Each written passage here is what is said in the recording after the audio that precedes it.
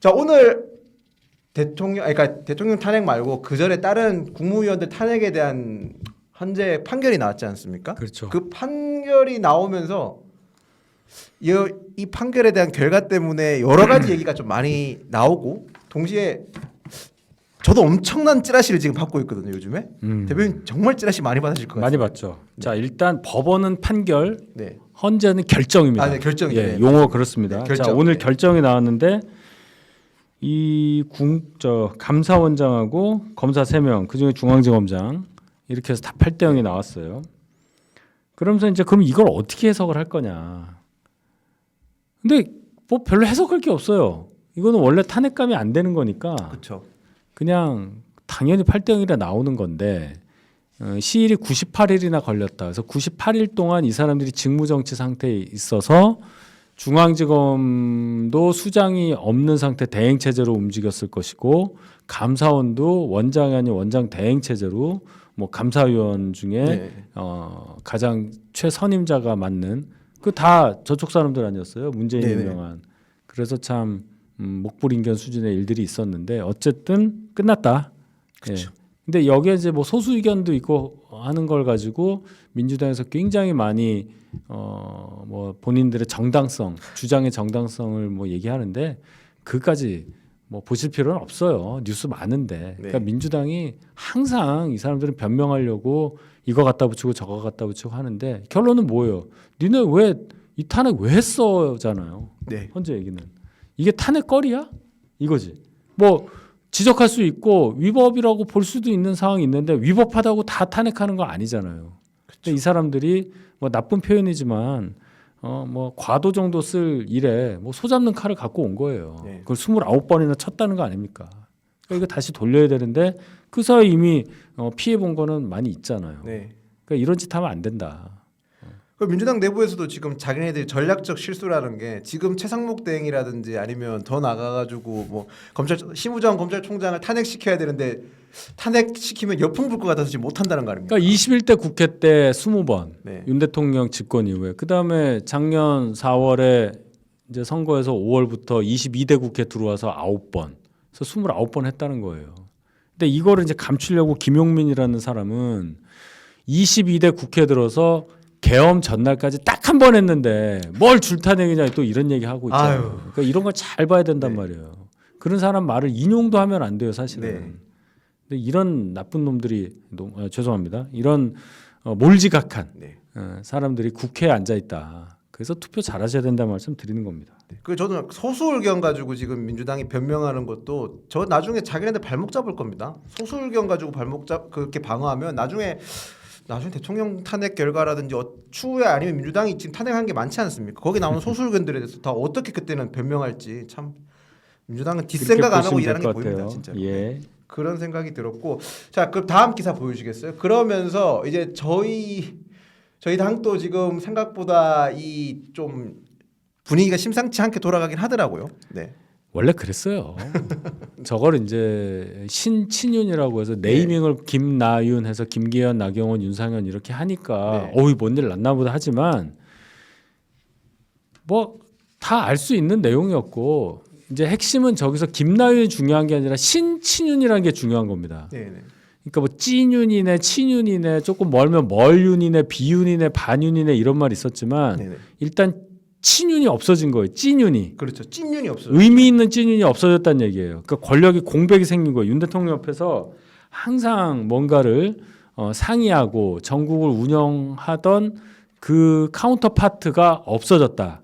예를 들어 뭐 장제원 전 의원이라든지 이철규 의원이라든지 이런 분들이 지금 뭐 경찰 수사 등등 또 나름의 정치적 입지들 때문에 더 이상 역할을 못 하잖아요. 그렇죠. 장제원 의원 총선 불출마하면서 이제 중앙정계에서는 사라진 거고 이철규 의원 계속 역할을 하려고 하다가 뭐 아들 뭐 마약 문제 때문에 지금 뭐 이상한 주장하고 있으면서 완전히 딴 데로 좀 새고 있단 말이에요. 그럼 윤 대통령과 뭔가를 할 수 있는 사람으로 권 두 분을 얘기하는데 그 두 분은 또 아닌 듯해요. 윤 대통령이 그 두 분이 지도부에 있는데 본인 생각하는 만큼 일을 안 해줬다고 아마 판단하시는 듯합니다. 좀 섭섭해하시는 듯해요. 그러니까 어떻게 돼요? 그 외에 다른 분을 생각하겠지. 네. 그러니까 지금 권력 진공 상태다. 네. 거기에서 새 신자 신 넣어서 신친윤. 네. 그래서 이름을 그냥 김나윤 그렇게 하는 거죠. 그게 저희 그 가수들 서열하는 것처럼 그 김나박이라고 있거든요. 김범수, 나을, 박효신, 이수 이걸 패러디해서 이렇게 좀 많이 나오고 있다고 그렇구나. 하더라고요. 네.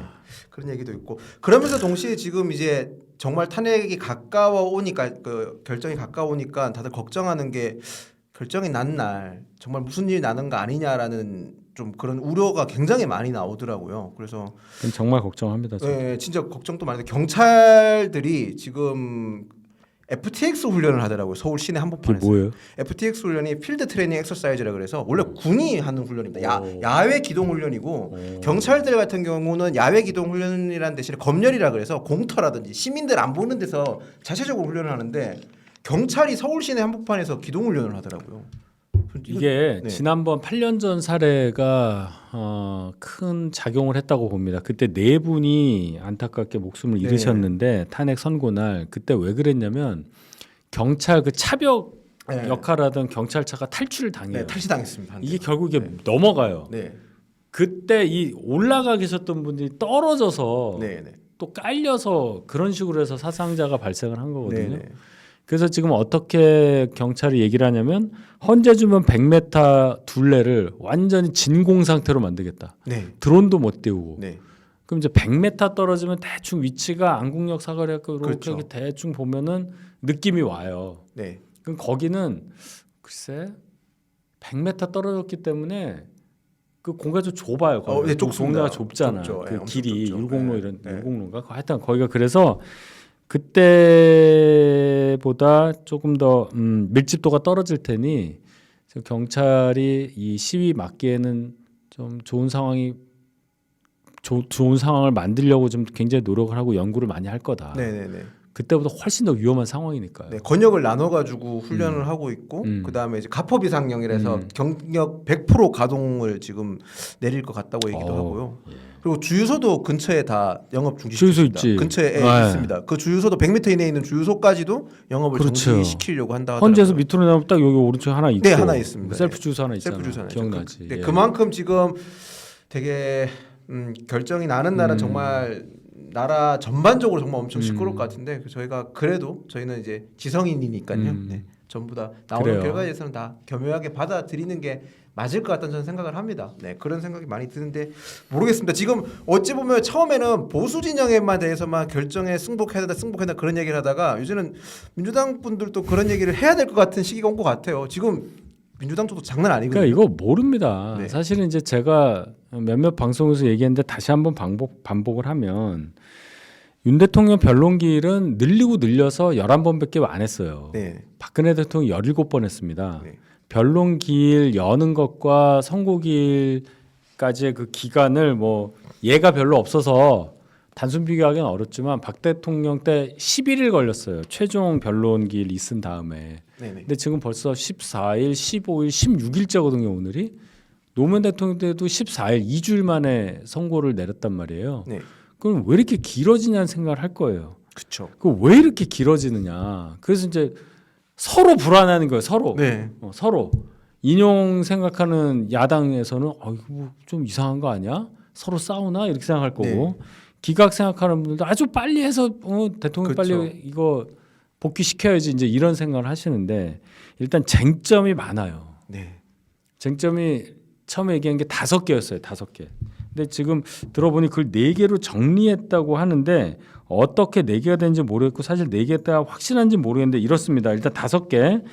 비상계엄 선포 행위. 네. 계엄 포고령 1호 발표 행위. 군 경찰 동원해서 국회 방해한 행위. 영장 없이 선관위 압수수색. 그리고 법조인 체포 지시 행위 이 5개예요. 그러니까 이 중에 이제 뭐 하나를 합쳤겠죠. 네. 그럼 이제 이 4개이든 5개이든 이 혐의 각각에 대해서 쭉 써야 될 텐데 그러면 쓸 때 그냥 쓰는 게 아니라 증거가 뭐가 있고 뭐 하고 뭐 논리가 이렇고 법리가 이렇고 조항이 이렇고 이걸 다 해야 되니까 좀 할 게 많다. 그래서 오래 걸린다 이렇게 봐야지 그 안에서 뭐 의견이 갈리고 그래서 뭐 몇 대 몇이고 이렇게까지 생각하는 건 전 그거는 우리가 밖에서 예상하는 입장에서는 그렇게 말하기가 어렵다. 그다음에 이제 또 하나는 어떤 재판관은 탄핵 심판 관련해서 절차적인 문제를 많이 좀 다투고 있다. 그런 얘기가 있어요. 이게 절차에 맞느냐?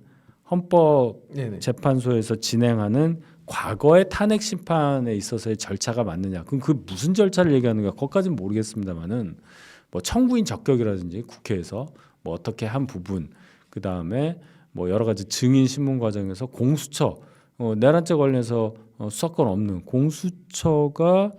공수처에서 뭔가 나온 것은 어떻게 처리해야 되냐? 아마 이런 얘기들 하는 걸로 보여요. 그러니까 결론은 기다리면 된다.